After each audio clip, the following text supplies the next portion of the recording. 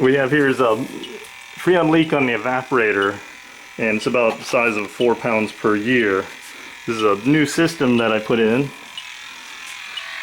and it's leaked out at least 1 pound in the last year.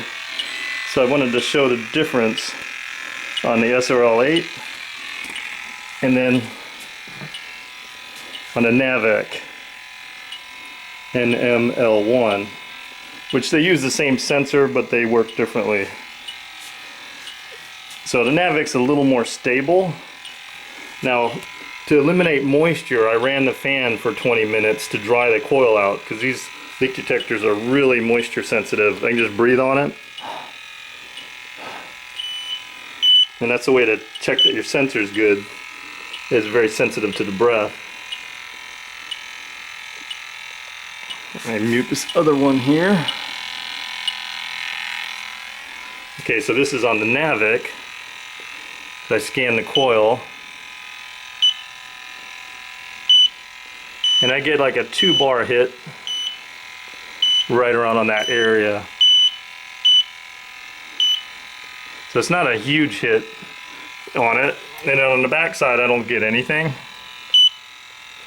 Maybe a tiny hit. And the NAVAC is sensitive since the sensor's in the tip.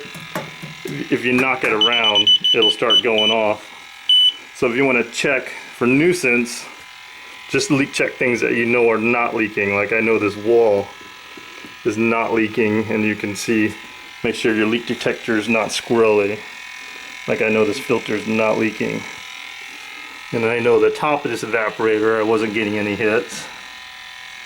But then when I move down to the bottom of the evaporator, I get some 2-bar hits. So now I'll show on the SRL8, which is, this has the same sensor but it's in right here, so there's a little bit of a delay for the air to travel, and I've been covering with tape on the end. Seems to make it less squirrely. So the top of the coil, and it seems to be more sensitive.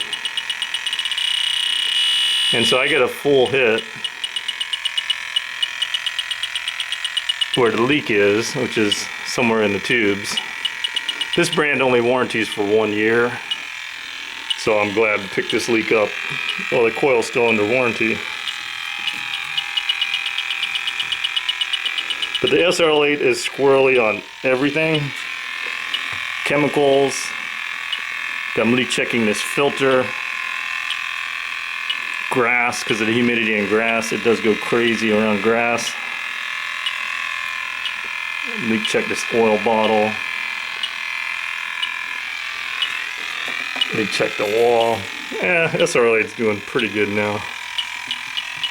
Yeah, like, so it's telling me I got a leak on the drywall, which is of course not a leak. So you just got to put up with the squirreliness. I've been liking the NAVAC because I get like zero squirreliness on it, unless I bang the sensor, then it gives a hit. But it does look like the SRL8's a little more sensitive for picking up the leak, because it is going bananas. And let's go to medium. Let's see if we can pick it up on medium.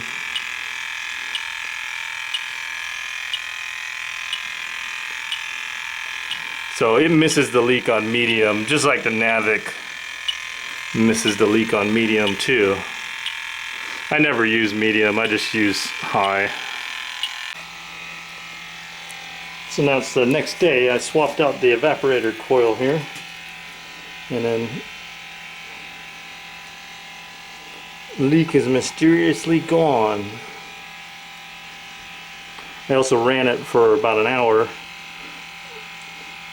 to show that it's not moisture on the coil, it was actually a leak. And the system was about 1 pound low over 3 months. So that's about a 4 pound per year leak.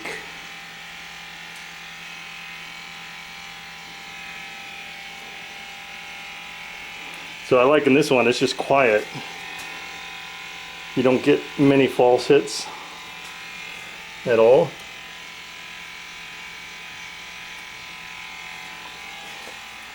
I highly recommend these little purple flare gaskets. They're really good for flares. So now let's check with the SRL8.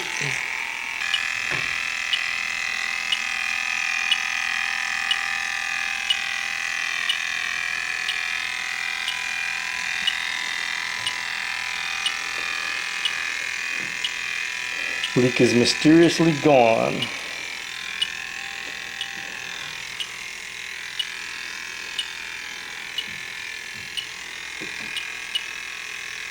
There's a false hit.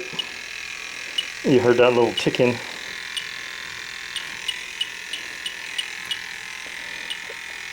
More false hits on the SRL8, which is kind of annoying using it, because I would be thinking like, oh, we got a leaking flare nut here.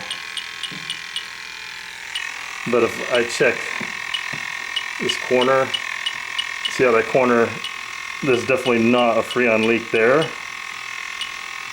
But SRL8's kind of picking up, you know, being a little bit squirrely right there, because I rubbed it and I think, oh, I got a big leak.